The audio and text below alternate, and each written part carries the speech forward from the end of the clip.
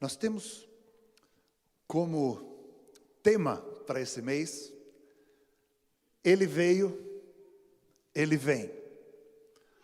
Domingo passado, o pastor Marcos já pregou sobre Ele veio trazer salvação. Eu hoje quero estar trazendo a mensagem, Ele veio trazer esperança. Domingo que vem o pastor Dietmar vai estar pregando, não sei qual é o tema que ele vai usar nesse título, e nós queremos terminar no dia 24 à noite com esse tema. Então, o mês todo estamos trabalhando, Jesus veio e Jesus vem. Quando nós celebramos o Advento, não é só para acender vela no culto. Nós celebramos o Advento para nos lembrar que Jesus vai voltar. Ele veio, sem sombra de dúvida, mas Ele vem e vem de novo. E vai ser maravilhoso. Vai ser maravilhoso. Deixa eu consolar um pouco o coração de vocês. Sabem, um dia, qualquer dia desses, eu não sei bem quando, mas qualquer hora dessas, a Bíblia diz que nós vamos escutar o som de uma trombeta e a voz de um arcanjo. É o que está escrito lá em Tessalonicenses. Voz de trombeta eu posso bem imaginar, o som de trombeta eu posso bem imaginar como é que seja. Às vezes tem corneta, saxofone, tuba, o Manfred toca chofar, é muito bom. Eu posso bem imaginar como é que é uma trombeta. Mas voz de arcanjo. Alguém de vocês já escutou uma voz de arcanjo? Bom, se tivesse escutado, você também já não estava mais aí. Porque a voz do arcanjo e ao som da trombeta, os que morreram em Cristo, os que nós tristemente aqui temos que entregar e fazer o funeral, mas que morreram em Cristo, eles, sem sombra de dúvida, eles vão ressuscitar primeiro. E nós vamos ver eles subindo, e já em seguida, nós, os que estivermos vivos, também vamos subir. E vamos ter um grande encontro com Jesus nos ares. Esse vai ser o nosso encontro de Jesus, no momento que o Senhor Jesus vai nos buscar. E nós vamos estar para sempre com Ele. Paulo escreve isso, e ele diz, consolai-vos uns aos outros com essas palavras. Quando nós falamos da volta de Jesus, quando nós falamos de que Ele vem nos buscar, quando nós falamos que um dia nós vamos estar para sempre com Ele, isso produz consolo no nosso coração. Ele veio, morreu por nós, ressuscitou, foi assunto aos céus, está à direita de Deus Pai, só esperando o momento que Deus Pai disser, porque é algo que só Deus Pai sabe. A hora que Deus Pai disser, filho, é agora. Tudo isso vai acontecer e nós, já nem estamos mais aqui. Quando eu construí minha casa, a gente construiu com muito gosto, a gente tinha alegria em construir e tal. E alguém veio lá nos visitar e olhou a casa e disse, puxa vida, e tudo isso aqui você construiu e tudo vai ficar para o anticristo? Eu digo, vai, claro que vai. Mas novo, quem usa sou eu. Ele vai ganhar bem usado. Vai ficar aí, mas vai estar tudo usado. Já novo, quem usa sou eu. É um presente de Deus. E assim vamos vivendo. Porque daqui a pouco o Senhor Jesus vem nos buscar. Posso ouvir um sonoro amém? Amém. Graças a Deus. Tempo de esperança. Jesus veio nos trazer esperança. Nós trabalhamos como corpo de Cristo.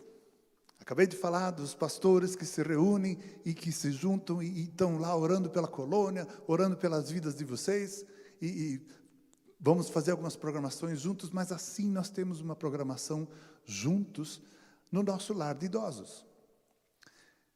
Nós temos, claro, daí são os de fala alemã, mas vem o pessoal da segunda igreja, irmãos menonitas, nós aqui, e nos revezamos para estar na sexta-feira de tarde, fazendo um culto com os nossos irmãos de mais idade. Da última vez que eu estive, a Berta e o Olaf, eles sempre vêm me ajudar, e a gente canta ali e tudo mais. e fazemos o culto com eles, e a Berta sempre traz esses inários e distribui para eles. Um está de ponta cabeça, outro nem abre, outro abre, mas não está no número. Mas é assim, é o nosso público lá, uma maravilha. E nós cantamos. E cantamos uma música, e eu percebi que ali tinha um senhor, o seu João, que não falava alemão. Quando nós terminamos a música, puxa, eu vou falar para ele o que significa essa música. Seu João, a música quer dizer isso, isso, aquilo que acabamos de cantar. Muito bem, cantamos a segunda, agora tinha que aproveitar o embalo. Seu João, a segunda música que cantamos diz isto, isto e aquilo. E cantamos as músicas, e ao final eu sempre trazia o resumo da música para ele. E aí passei a mensagem, e a mensagem tinha que ser em alemão, sem dúvida alguma, e aí passei a falar. O seu João, pacientemente, esperou, eu diria, até 3/4 da mensagem. Depois, não deu mais. Ele pegou embalo com a cadeira de rodas dele e conseguiu chegar uns 2 metros adiante. E ficou no meio do nosso salão ali, adiante ele não conseguia ir. Mas aí também já terminamos o culto, e aí o pessoal pegou ele, e já levou para o quarto. Ele estava cansado, claro, ele fica lá sem poder ouvir, entender o que estávamos conversando, mas ele foi muito cordial. Quando a Berta estava recolhendo os livros, uma senhora, que ela é da Lapa lá, ela disse, diga para o Werner, falando para a Berta, que estava recolhendo os livros, diga para o Werner fazer o resumo da mensagem para o seu João também. E a Berta terminou de recolher e disse, olha, a Oma Zovisou, ela disse para você trazer o resumo da mensagem. Sim, cadê seu João? Já foi embora. Eu disse, mas eu vou atrás dele. Perguntei ali onde é que é o quarto dele, onde é que ele está. Ele já estava cansado, já estava na cama. Mas me trouxeram até lá. Boa tarde, seu João. Ora, tem visita. Eu falei, seu João, eu gostaria de trazer o resumo da mensagem que eu trouxe. Eu falei de João 14, versículo 6, onde Jesus diz, eu sou o caminho, a verdade e a vida, ninguém vem ao Pai senão por mim. E falei isso, e trouxe o resumo da mensagem dele. Muito obrigado. Ele na cama, no travesseiro dele, muito obrigado. Eu estou vendo que o senhor é um homem entendido da Bíblia. Muito bem, obrigado. Eu tenho uma pergunta para fazer. Posso lhe fazer uma pergunta? Claro que pode, seu João. Por que Deus não fez nada para evitar que Jesus fosse para o Calvário? Eu digo, puxa, seu João, essa é uma pergunta muito boa mesmo. Uma ótima pergunta. Agora, Deus não fez nada para que isso fosse evitado por amor de ti e de mim. Por Ele amar o Senhor tanto, e por Ele me amar tanto, Ele sabia que o único jeito de ter comunhão consigo e comigo seria se Jesus completasse o caminho, fosse até a cruz, morresse ali, com todos os nossos pecados nos ombros, e por nossa causa morresse ali.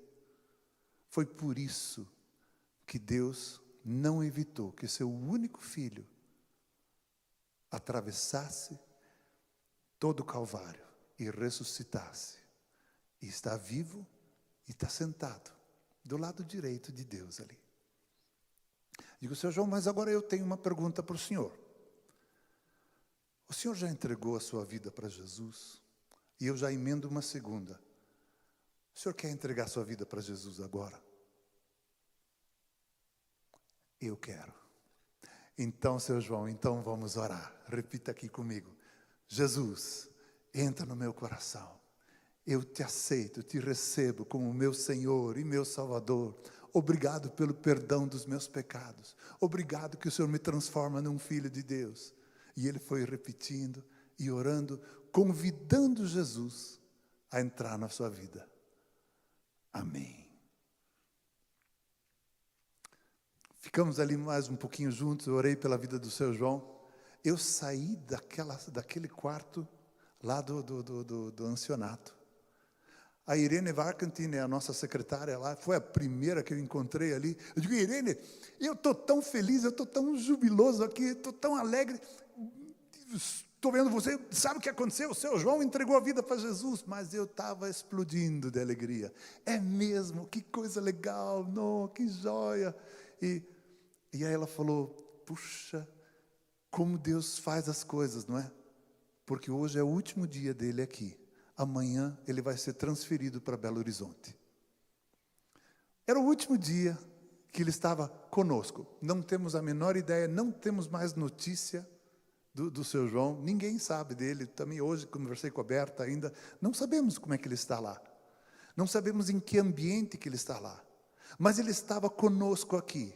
Nós que amamos Jesus, pudemos estar transmitindo o amor de Deus na vida de Jesus, na vida do seu João. E ele entregou a sua vida para Jesus. E quando a trombeta soar, e quando a voz do arcanjo for ouvida, se ele já tiver falecido, ele vai antes da gente. Se não, ele espera os outros ir, e nós todos juntos. E nós, com o seu João também, vamos ter um grande encontro com Jesus nos ares. Não é maravilhoso? Aqui no nosso lar, a gente acha que ali, bom, ali já são todos crentes, a gente faz um culto de manutenção, talvez, não é? O Senhor Jesus atua, o Espírito Santo é vivo, Ele age e vai agindo no coração das pessoas, convencendo do pecado, do juízo, da justiça. Não é um Deus maravilhoso que nós temos? Não é um Deus que nos enche de esperança? Não é um Deus que toca o nosso coração e a gente diz, vamos para frente, vamos para frente, vamos para frente.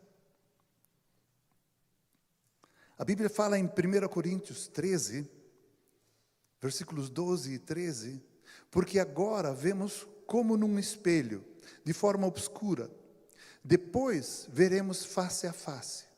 Agora meu conhecimento é incompleto, depois conhecerei como também sou conhecido.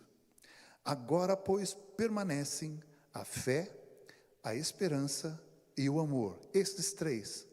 Porém, o maior deles é o amor. Essa é a carta magna, vamos dizer assim, do amor de Deus. Esse capítulo 13, Paulo fala do amor de Deus. No capítulo 12, ele está falando de dons espirituais, de como estamos vivendo aqui, como podemos viver em comunhão com Deus e estar implantando o reino. E ele diz, mas eu quero mostrar um caminho mais excelente para vocês, e ele começa a discorrer do amor.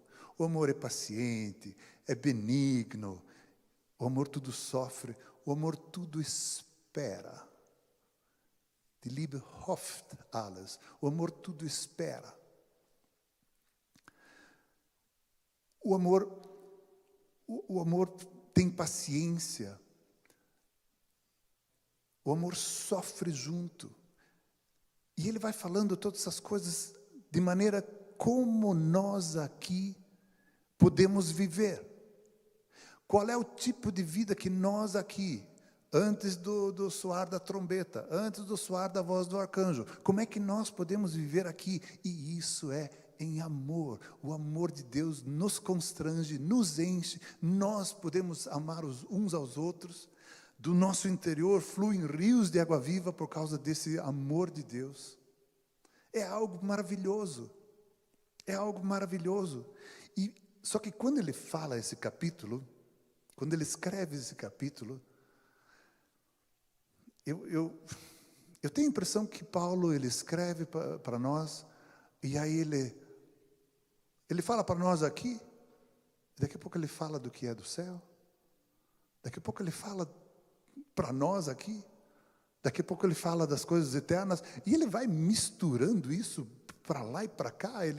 O versículo antes disso, ele diz, quando eu era menino, eu falava como menino e sentia as coisas como menino.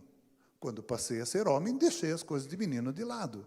Ele já mostra que existe um crescimento, existe um aceitar a Jesus, conforme o seu João, naquela cama ali, entregou a sua vida a Jesus.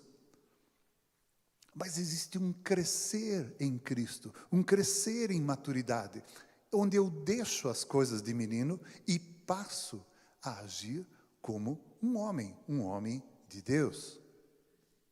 Então Paulo discorre aqui, essas são as coisas que vocês precisam atentar enquanto vocês estiverem vivos aqui. Porque tem coisas que vai acontecer quando vocês estiverem vivos lá. E ele diz, porque agora vemos como um espelho. No momento atual, por mais que a gente estude, por mais que a gente cresça, por mais que a gente se aprofunde na palavra, nós sempre vamos estar vendo como por um espelho. Não ter uma imagem nítida. Ele diz, como num espelho de uma forma obscura.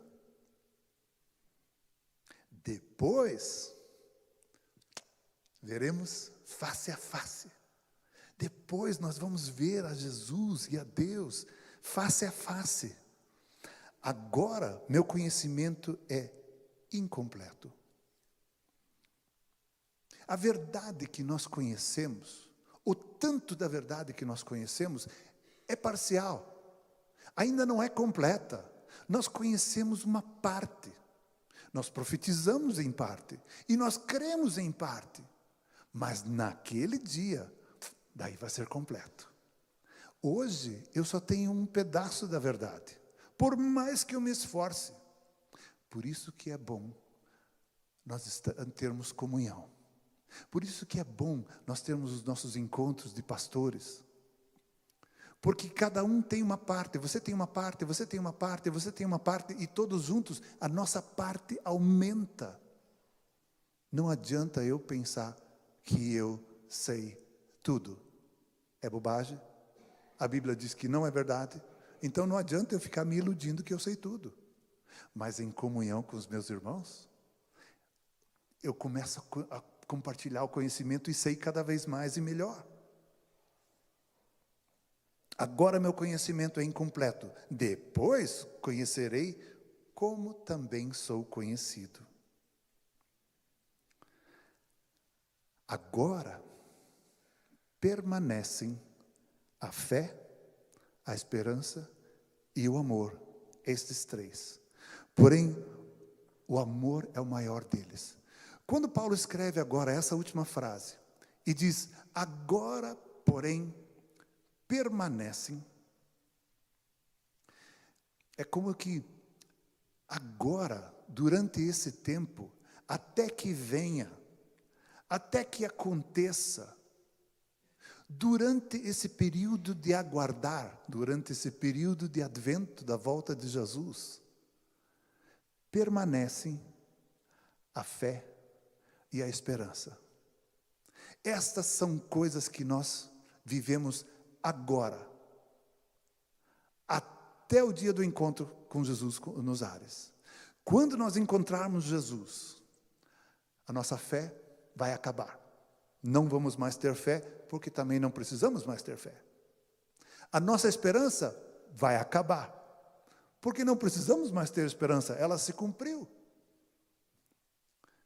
O amor, porém, permanece de agora, igual. E Jesus volta, e nós vamos viver nesse amor durante toda a eternidade. Por isso Paulo diz, o amor é o maior deles, porque a fé e a esperança, elas vão desaparecer, elas têm um prazo de validade, até o Senhor Jesus voltar, mas isso é para nós agora. Viver com fé e viver cheios de esperança é para nós agora. Tem muita coisa que vai mudar. Agora nós fazemos missões. Depois viveremos em comunhão com os santos. Agora sofremos. Depois teremos toda lágrima enxugada. Agora oramos e intercedemos. Depois estaremos na sua presença. Agora temos aflições. Depois viveremos em glória. Agora temos um corpo que envelhece, tem fraquezas. Depois teremos um corpo glorificado. Agora, pois, permanecem a fé, a esperança e o amor. E o amor é o maior deles. David, meu filho, e a Pamela, a esposa dele, tem um pequeno grupo familiar na igreja que eles participam lá em Curitiba. E eles começaram esse grupo e convidaram algumas pessoas que já tinham vindo para a igreja algumas vezes, e ali tinha uma moça, não sei o nome dela, que, ela relutou um pouco, porque a minha vida não é tão boa, por que eu vou e tal? Não, venha, venha. Enfim, ela começou a frequentar esse grupo familiar. E passou a vir algumas vezes. E Deus começou a tocar o coração dessa moça. Essa moça, acho que ela tem 22 ou 23 anos. Desde os 8 anos de idade, ela foi diagnosticada com profunda depressão. Passou a vida toda dela com profunda depressão. Mas agora ela está vindo no grupo familiar. E Deus está tocando a vida dela. E Deus está tocando aos poucos a vida dela. E ela voltou há umas semanas atrás e contou esse testemunho para o grupo deles ali. Ela disse: eu acordei um dia e fui fazer minhas coisas. Daqui a pouco ela pensou consigo: mas eu amo viver. Eu amo viver. E ela se assustou. Ela disse: o que é isso? Como é que eu posso pensar uma coisa dessas? Eu nunca pensei isso. Mas na verdade eu amo viver. E ela começou a se dar conta de que ela ama viver. E ela percebeu, ela disse: isso deve ser esperança. Isso deve ser esperança. O que será que vem hoje? O que será que vem amanhã? O que vai acontecer? Eu amo viver. Eu amo estar vivo. Eu amo viver. O que será que Deus tem para frente? E aquilo foi transformando a vida dela. Logo em seguida, ela, num dia de manhã cedo, ela disse: eu estou me acostumando a de manhã cedo também conversar com o Espírito Santo. E ela disse: Espírito Santo, guia a minha vida hoje. Dirija a minha vida hoje. Eu não sei o que vai acontecer, mas dirija a minha vida. E neste dia, a mãe dela veio conversar com ela. E a mãe dela tem uma característica assim de conversar, de dizer como a vida está triste, como a vida é ruim, olha como eu sofro. Você precisa saber de quanto eu sofro. Está claro isso? É mais ou menos nesse estilo assim que eu pude entender no testemunho ali. E a mãe foi lá, acompanhou durante a vida toda. Olha o que Jesus fez na minha vida. Olha a transformação que há na minha vida. E a mãe olhou e disse: pois é, de fato, na tua vida tem uma transformação. Então, mãe, você não quer entregar sua vida para Jesus também? E a mãe disse: sim, eu quero. E ali a filha pôde estar conduzindo a mãe para Jesus. A mãe entregou a vida a Jesus. E essa moça voltou e começou a contar. Ela disse: o que está acontecendo? Eu dei o exemplo da minha vida como testemunho para alguém, e alguém entregou a vida a Jesus por causa da minha vida. Ela nunca pôde imaginar que um ser totalmente depressivo, profundamente depressivo, pudesse algum dia contar algo que seja de bênção e motivação para outra vida. Mas essa é a nossa esperança. É isso que Jesus faz nas nossas vidas. É essa a transformação que Jesus faz na nossa vida. Essa moça contou, eu falei da minha vida. Eu fui um exemplo para outras pessoas. Para alguém profundamente depressivo, isso é uma revolução do dia para a noite, da água para o vinho, do sol para a escuridão, seja lá qual seja a metáfora que você quer usar. Isso é uma transformação radical. Mas é isso que Jesus quer fazer e faz na tua e na minha vida. Jó tinha esperança. Jó tinha esperança no meio do sofrimento dele. Jó era um cara que esperava. Os amigos dele vieram, já quando ele estava ali, sofreu, perdeu todas as propriedades, animais, perdeu filhos, filhas, perdeu tudo ali.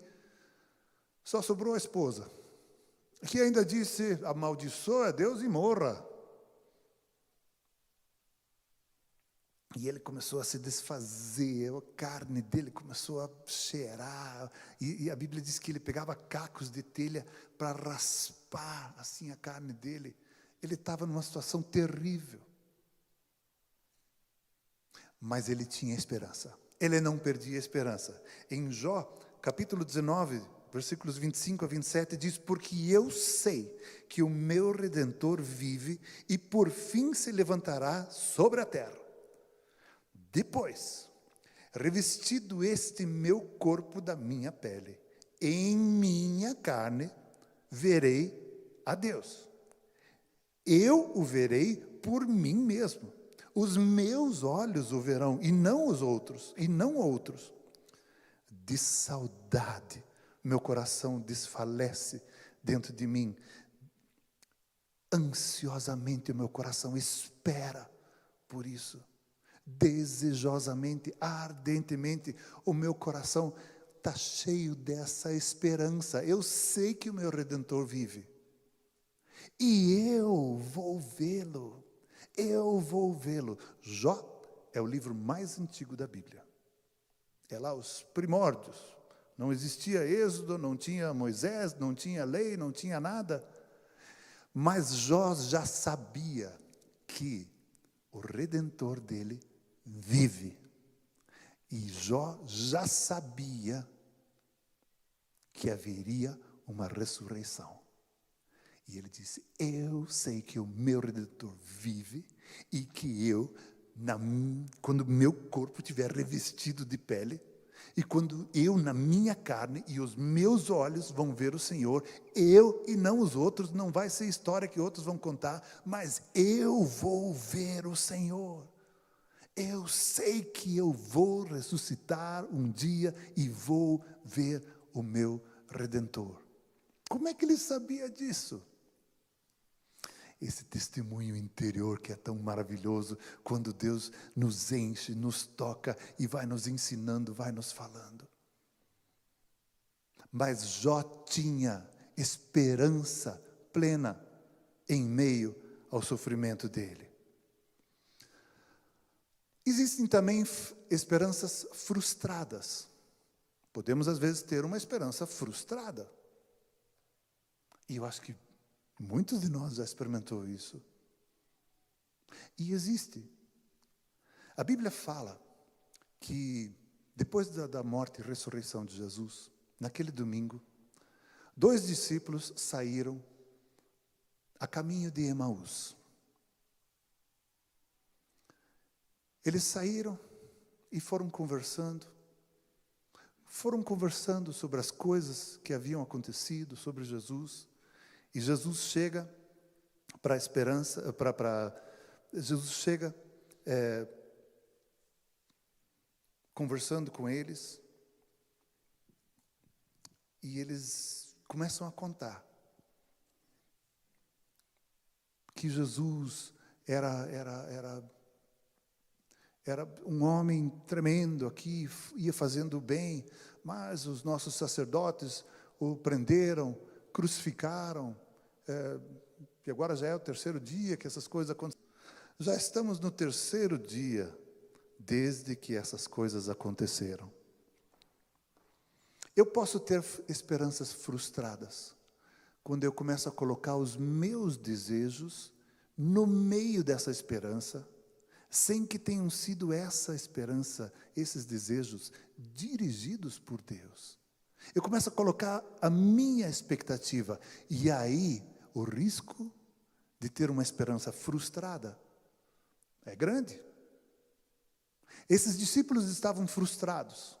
Andaram, caminharam com Jesus, viram as coisas maravilhosas Jesus fazendo, agindo com poder, e trouxeram um relato bem interessante, mas mostra como eles olhavam a Jesus, que era um profeta. Jesus era muito mais que profeta. Jesus era o Cristo enviado por Deus.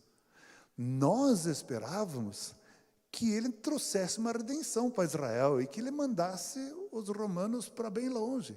E que nós pudéssemos ser uma nação livre de novo. E que nós pudéssemos ser, mas já passou 3 dias e tudo isso já perdeu-se e não tem mais nada. E aí Jesus começa a esclarecer, a abrir os olhos desses discípulos. Começa a conversar, a contar, desde Moisés até os profetas, passando por toda essa palavra, provando que o Cristo haveria de padecer, de sofrer todas essas coisas, mas existe a vitória. E aí, quando já começa a escurecer, Jesus faz que vai adiante, e eles dizem: fica conosco, Senhor, fica conosco, está escurecendo, está ficando tarde, fica conosco. E aí Jesus ficou com eles, entrou na casa, e ali, quando eles tiveram a ceia, quando Jesus quebrou o pão, os olhos deles foram abertos, e Jesus desapareceu. Uai, por que desapareceu, né? Mas naquele momento Jesus desapareceu. O coração deles ficou tão cheio, que os quilômetros que eles tinham caminhado, agora já era escuro, meia volta vou ver, e vamos correndo para Jerusalém encontrar os discípulos. Encontramos o Senhor e Ele está vivo. Nós também encontramos o Senhor. Já apareceu a Maria, já apareceu com Pedro, já tem uma porção de coisa aqui. E aquela alegria toda que teve. Esperança. Qual é a tua esperança? O que é que você espera do Senhor?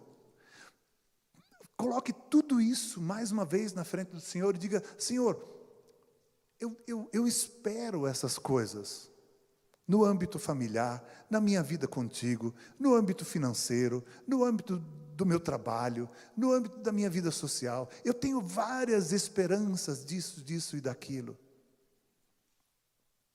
Eu quero te pedir que o Senhor passe o teu filtro em todas essas minhas esperanças, para que no meu coração seja filtrado e que haja uma diferenciação daquilo que eu espero por mim mesmo e daquilo que eu espero por ser promessa tua, para a minha vida. E ali eu vou firme, esperando no Senhor, com graça, com alegria, com força, e vou alegre. Como dizia um outro, vou cantando e volto assobiando. Mas eu vou com força, eu vou crendo. A fé vem crescendo na minha vida. Puxa, como é bom confiar e esperar no Senhor. O mundo está ficando cada vez pior. Olha o mundo do jeito que está. Está ficando cada vez mais difícil. Não é verdade. A igreja do Senhor Jesus está crescendo e crescendo muito bem, obrigado. O Espírito Santo é aquele que está enfeitando a noiva, edificando a noiva. E o Espírito Santo não é incompetente no serviço dele. Ele está fazendo um trabalho muito bem feito e a igreja está crescendo mundo afora. No meio muçulmano, a igreja está crescendo. Em outros lugares, a igreja está crescendo. No lar de idosos, a igreja está crescendo. A igreja está crescendo, está crescendo. É claro que as barbaridades também estão crescendo, e a gente se assusta. Só que não vamos colocar os olhos nas barbaridades. Vamos colocar os olhos no nosso Senhor. Ele é o cumprimento da palavra de Deus. E o Espírito Santo está arrebanhando muita gente. Saiu recentemente uma notícia, agora, em meio à guerra de Israel e Palestina, numa noite, 200 muçulmanos entregaram sua vida a Jesus. Numa mesma noite, porque todos eles sonharam, durante aquela mesma noite, de um encontro com Jesus. E ali entregaram sua vida. E em seguida, como o Espírito Santo faz, de juntar as pessoas, começaram devagarinho a falar, a sentir confiança um para o outro. Mas você sonhou? Eu também. E quando isso aconteceu? Naquela noite. Eu também. E 200 pessoas entregaram sua vida a Jesus. 200 muçulmanos que estão lá enfrentando os horrores da guerra. Esse é o nosso Senhor. A igreja vai crescendo. A igreja está crescendo. O joio também está crescendo e amadurando. Mas o trigo está crescendo e está ficando assim maduro. Nós precisamos falar para os nossos jovens, para os nossos filhos, que a fé vale a pena. Nós precisamos experimentar Jesus e ser tocados por Ele, e ser cheios dEle, porque isto vai nos dar força, fé, poder, graça, para falarmos para os nossos jovens e para os nossos filhos, de que Jesus é de verdade. Eu quero terminar com um testemunho, vamos ver quanto que eu chego para cá, sem que dê microfonia. Oh, ótimo. Em 2003, eu pude estar em Moçambique. E fui visitar o trabalho da Heidi Baker. E foi uma experiência maravilhosa. By the way, está aqui o Tiago e Thalita, o Tiago e a Thalita. Tiago e Thalita estão nos visitando aqui, são da missão Adore. A missão Adore tem missões na Tailândia, na Índia, e em várias partes daquela área lá onde a gente tem pouco contato. E eles têm uma universidade bem na tríplice fronteira da Tailândia. Tailândia é um país católico, então você pode ser cristão lá, mas bem na divisa com Myanmar e Laos, eles têm uma universidade ali. Myanmar e Laos são países que proíbem todo tipo de manifestação do Evangelho. Não dá para entrar lá. Mas eles permitem que os estudantes venham estudar na Tailândia. E aí, todas as noites de Myanmar e de Laos, vêm estudantes para estudar ali na universidade, onde o Evangelho é compartilhado. E assim, missões afora, tem histórias maravilhosas que a missão Adore faz por lá. Em todo caso, eu estava em 2003, em Moçambique, visitando ali o ministério da Heidi Baker. E foi muito bom, tivemos ali formatura de pastores que estavam terminando a escola bíblica ali, aquela coisa maravilhosa lá. E passamos os dias ali, e aí teria um batismo. E perguntaram se eu poderia estar participando ali da ministração desse batismo. Claro que sim, né? Vamos lá. E aí eu estava com um pastor José, que é de lá. E era uma tina grande assim, entrava o pastor José, entrava eu, e daí sempre ainda o batizando. Nós batizamos, se não me engano, eram 135 pessoas que nós batizamos ali. E era muito interessante porque, ora eu falava português com a pessoa, porque ela entendia português, ora o pastor José falava no dialeto de local ali. Ora, eles diziam, você pode ministrar em inglês? Ah, tá bom. Aí eu fazia o batismo em inglês porque alguém vinha traduzir para um outro dialeto. Ora, o pastor José falava em dialeto e alguém outro traduzia para um outro dialeto, porque essa pessoa era de uma outra região ainda. E eu mas o que é isso aqui? O que está acontecendo aqui? Depois eu me informei. Nos países em volta de Moçambique, haviam guerras. E esse povo eram refugiados da guerra. Fugiram de seus países e vieram para Moçambique. E viviam em campos de refugiados. E vieram muitos muçulmanos ali. E os muçulmanos de Moçambique, vinham cuidar dos seus muçulmanos que estavam nesse campo de refugiados. E vinham e traziam comida, traziam necessidades básicas ali, supriam para os muçulmanos. E aí vinham os cristãos. E eles diziam, todo mundo está com fome. Vamos dar comida para todo mundo. Se é cristão, não é cristão, isso não importa. Nós vamos trazer comida para todos aqui. E tentar suprir, mitigar um pouco as necessidades básicas de todos. E aqueles muçulmanos começaram a olhar e... Mas que amor é esse? O que é isso? Nós só cuidamos dos nossos. Mas esses cuidam de todos nós, nos amam igualmente. E eles começaram a ser tocados por esse amor. E começaram a perguntar. E foram entregando sua vida para Jesus. E ali eles queriam ser batizados.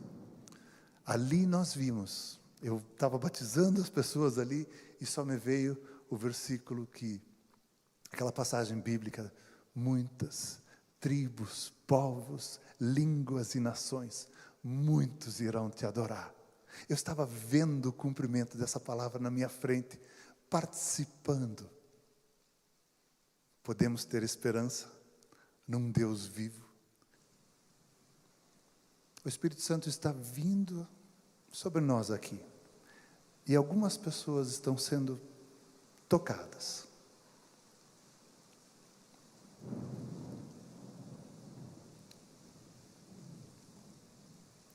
Guarde e cuide daquilo que Deus te dá. Não perca aquilo que o Senhor te dá. Não jogue fora, mas não perca aquilo que o Senhor te dá. Deus, nós queremos te dar toda a honra, toda a glória, te agradecer, porque o Senhor é um Deus tão maravilhoso. Muito obrigado. Deus, que nós podemos ter essa esperança viva em Ti. Muito obrigado, Senhor. Nós te louvamos, trazemos toda a honra a Ti. E Deus, nós queremos dizer que nós te amamos. Nós te amamos, Senhor. Nós te amamos, Jesus. Nós te amamos, Espírito Santo. Nós te amamos. Deus, o Senhor é um Deus maravilhoso. Obrigado pelo tempo que pudemos ter juntos aqui. Obrigado que Jesus, que o Senhor veio, nos trouxe esperança e que o Senhor virá e nos levará contigo. Muito obrigado, Jesus. Muito obrigado, Jesus. Senhor, que a Tua graça nos acompanhe hoje, durante o dia, em tudo que tivermos ainda pela frente, tudo que tivermos para experimentar. Queremos andar nos Teus caminhos e nas boas obras que o Senhor preparou de antemão para que caminhássemos nelas. Por isso, Senhor, conduza-nos, assim como aquela moça pediu que o Senhor conduzisse.